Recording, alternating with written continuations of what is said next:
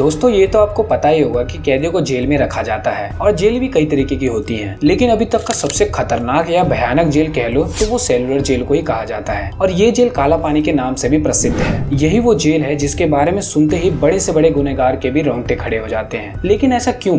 क्या cellular jail की सजा इतनी दर्दनाक होती है कि कैदी मौत को आसान कहता है? आज कोशिश करेंगे ऐसे ही सवालों के जवाब ढूंढने की, तो चलिए शुरू करते हैं।